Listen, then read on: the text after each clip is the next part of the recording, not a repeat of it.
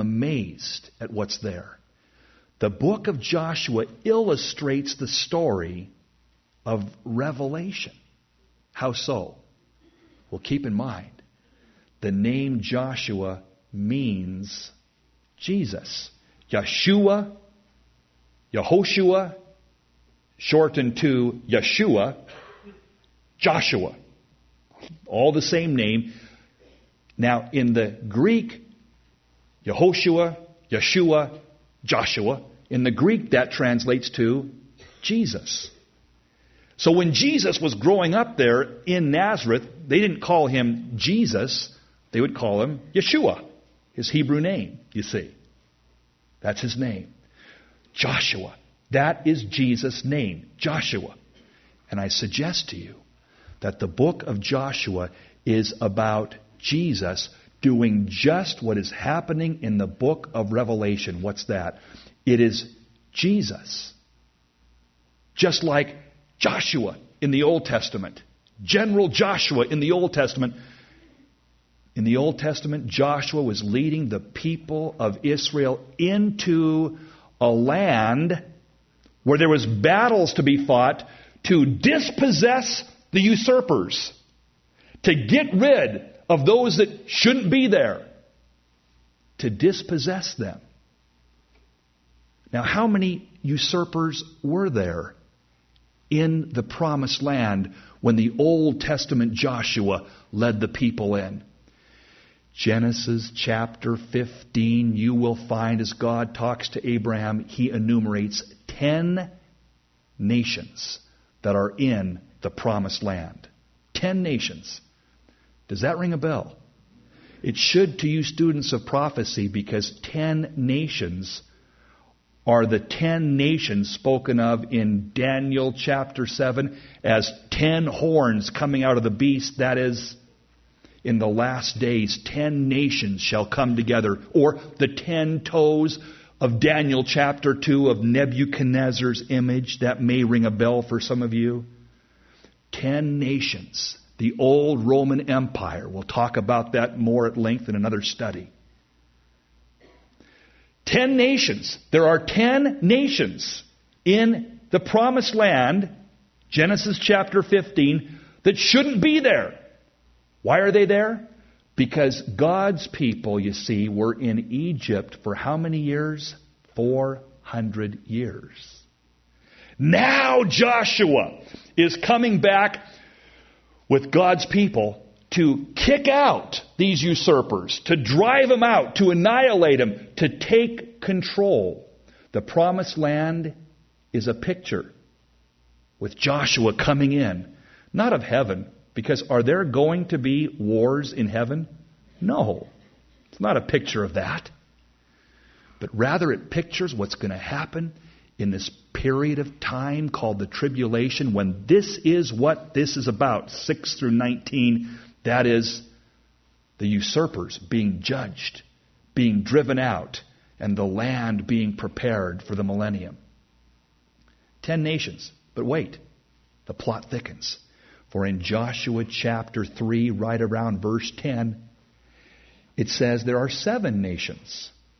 7 nations are listed. The Hittites and the Canaanites and the Girgashuites and the flashlights and the termites and so forth. There are 7 mentioned. So you say, what does this mean then? I thought in Genesis 15 you said there was 10. There were. But by the time Joshua moves in, there's only 7. 3 nations were wiped out by the other nations that were there. So what? Here's what. Daniel chapter 7. Jot it down, look it up later. Daniel chapter 7, there's 10 horns coming out of this beast, which represents the final 10 nations when the Lord comes back. You see. And it says this, I considered these 10 horns, and behold, there came up amongst them another little horn. When you read about the little horn in the book of Daniel, it is a name for Antichrist. And the little horn came, and it says, before whom there were 3 of the first 10 horns plucked up by the roots. So what do you have? If you had 10 horns, But Antichrist comes and destroys 3 horns. How many horns do you have left? 7 horns. It's an amazing thing. Just like 10 nations initially, but by the time Joshua comes in, Joshua chapter 3, there's only 7, because that's exactly what will happen with Antichrist. 10 nations confederated together in the end times, in the last days. We're seeing that set up right now. But Antichrist, when he comes to power, will rip up 3, and you'll have 7 left, just like Joshua chapter 3. Amazing. And it's not this general Joshua. It's really the true Joshua, Jesus. How do you know? Turn quickly, keep a finger here, and turn to Joshua chapter 5. And you'll see that it's Jesus who is really leading the way into the land. Joshua chapter 5. It came to pass, verse 13, when Joshua was by Jericho. They just crossed over into the promised land. And Joshua is surveying the scene at Jericho. He lifted up his eyes and looked, and behold, there stood a man over against him with a sword drawn in his hand. Joshua, verse 13, last phrase, went up to him and said, Art thou for us or for our adversaries? Who are you, this man with a sword drawn in his hand? And the man with the sword drawn gave a classic answer. He said, No. Now, are you for us or are you for our enemies? No. What do you mean, no? That's not the issue. Am I for you or for your enemies? Because this man would go on to say, but as captain of the host of Yahweh am I now come. It's the leader of the armies of Yahweh. It's what we call a Christophany. It's Jesus. How do we know? Joshua fell on his face to the earth and did worship and said, What saith my Lord to his servant? Now, do angels ever accept worship? If this was simply an angel, do angels ever accept worship? No. Well, one did. And he got into hot water. Lucifer, the archangel, was trying to be worshipped and he was kicked out of heaven. You know his story. Angels, even later on in Revelation, John falls down to worship an angel. And stand up, the angel says. Don't do this. This cannot be an angel. Then who is it? Who is this one that receives worship? Well, Joshua says, What saith my Lord to his servant? And the captain, verse 15, said to Joshua, Loose thy shoe from off thy foot, for the place whereon thou standest is holy. And Joshua did so. It's the Lord. Take off your shoe. Just what the Lord told Moses at the burning bush. Amazing. So what, you say? Well, now think with me. It's Jesus, then, who gives the plan of how to conquer Jericho, this impregnable, unconquerable city. And what happens is this. Keep in mind with me as you think through Joshua. What happens? There's 7 nations now in place. 3 have been wiped out, just like Antichrist will do, the usurper. And then Joshua sends in, as we can read previously in the story of Joshua, sends in 2 spies, doesn't he? To scope out Jericho. To do what? To save a Gentile woman. Do 2 spies, 2 witnesses mean anything to you? Revelation chapter 11, it will. 2 witnesses are sent out to save. To save.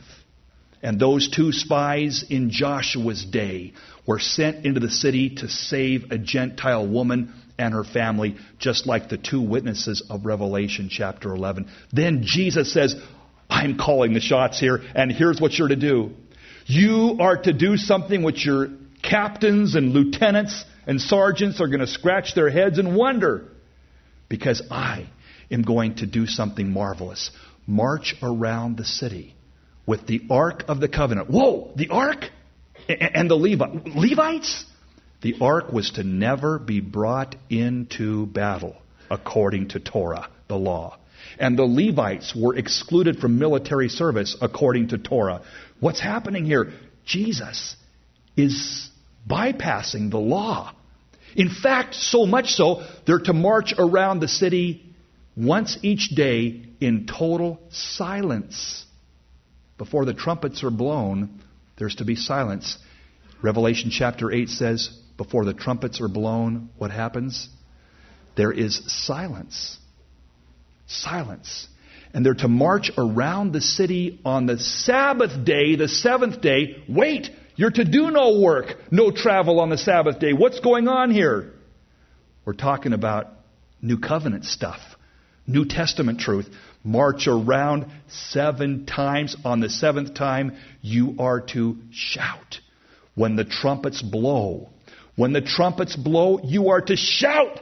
And the walls will come down on the 7th time around. And when in Revelation, I'll read it to you, in Revelation, when the 7th trumpet sounds, guess what happens? It's an amazing thing what takes place when the 7th trumpet sounds. As the 7th trumpet is sounded in chapter 11, verse 15, we read, when that at last lets out its blast, there was great voices when the 7th angel sounded a shout. The kingdoms of this world are become the kingdoms of our Lord and of His Christ, and He shall reign forever and ever. And the 24 elders which sat before God fell on their faces and worshiped God. We give thanks unto Thee, O God. The nations, verse 18, were angry, Thy wrath is come, and so forth and so on. When the 7th trumpet is sounded, boom! The kingdoms of the world come crashing down, just like the 7th time around after silence previously. The 7 trumpets sound in Joshua chapter 6, you see. And the walls come down. And there's a shout going up. It's a picture that's, oh, I forgot to tell you. Wait a minute. Back up. Put it in rewind, reverse. Because you see, there's something else here that intrigues me. What happens in Joshua before they do this march around the city? When they first get into the promised land, the first thing they do is mark their men. Gilgal, circumcision. Before anything else, the servants of God are marked. What does Revelation chapter 7 say? Even before the trumpets are sounded, what does it say? Revelation 7, the servants of God are marked in their foreheads, just like the servants in Joshua's day were marked. Well, not in their foreheads, but they were marked very definitely through the act of circumcision. It was a sign. A sign of what? It's a sign. It's a seal. Did you know circumcision is a seal? Just like they're sealed here at Revelation chapter. How do you know that, John? Romans chapter 4 verse 11 says circumcision is a seal and a sign. These men are sealed in their foreheads, Revelation 7, just like circumcision is a seal. So what do you have here? Man, I wish I could go deeper. Stay with me.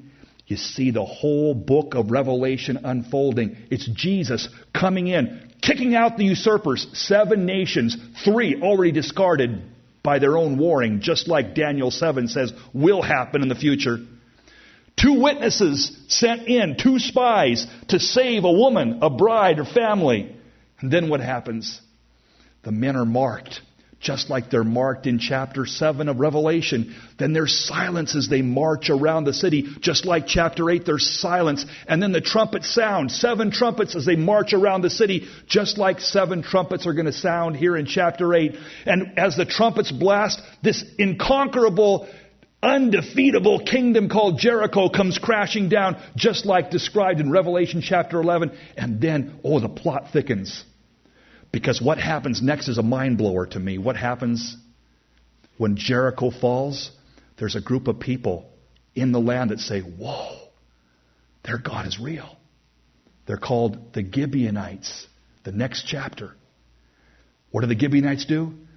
The Gibeonites say, we got to make a peace treaty. We believe in the God of Joshua. We believe in the God of Israel. And they came, and remember the story how they brought some old crusty bread and old worn out clothes and torn up shoes.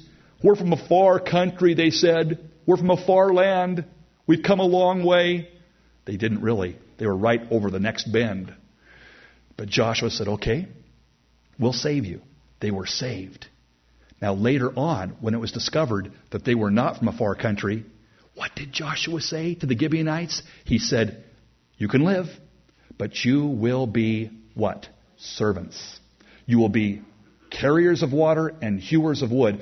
What about those people in the tribulation who wake up and smell the coffee and say, whoa, it's real. Oh, we believe in you. You'll be saved. But what will they be? Servants. They will be carriers of water and hewers of wood. Just like Revelation says. But the next chapter, chapter 10, what did that do? When the Gibeonites got saved, it made a man by the name of Adoni-Zedek. He was ticked.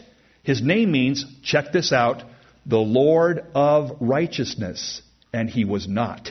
He's an evil man. He's a picture of the Antichrist. He's ticked at the Gibeonites because the Gibeonites are now on Israel's side. They're believers in God. So what does he do? He gets the kings around him. He says, we will march against the Gibeonites and utterly destroy them. What will Antichrist do? He will declare war on those that refuse to take Antichrist's mark and are believers in God. And it gets great. So Adoni-Zedek, the Lord our righteousness. The Lord is righteous. A false man with his men around him. They wage war, and guess what happens then? As the war breaks out in chapter 10, Joshua comes to the scene to protect those Gibeonites, those ones that were believers in the God of Israel, who were converted over in this time of warring and tribulation there in Joshua's story. And an amazing thing happens, because Joshua and the Israelites fight against Adoni-Zedek and his men. And it says, then suddenly hail comes down from the sky. Remember the story? And more are killed by hail. Does that ring a bell? What's going to happen as we read on, as we're going to see when the trumpets sound, hail comes down and plummets the people, plummets those that are rebelling against Christ. Hail comes down, and it gets more amazing. What happens? Adoni-Zedek and the men realize, wow, we're losing the battle. They start running, and then Joshua says there in the valley of Ajalon, Son, stand thou still. What did Jesus say would be a key sign in the tribulation? There'd be signs in the sun and signs in the moon. And Joshua does just that. Sun stands still and moon stands still. And the day was extended there in the valley of Ajalon. Just like we're going to read happening in Revelation. Where do the kings go? If you know the story, where do these kings now go who are running for their lives? Hail coming down, signs in the sun, in the moon. It's the tribulation. They go and hide in a cave. Just like chapter 6 says that the kings will do. They hide in a cave. So too, these guys with Adoni-Zedek, these men that are mighty previously, find themselves hiding in a cave, tracked down. Oh, I could go on and on. I can't. I will just leave that with you to suggest that as you read through Joshua, you can see the book of Revelation told in story form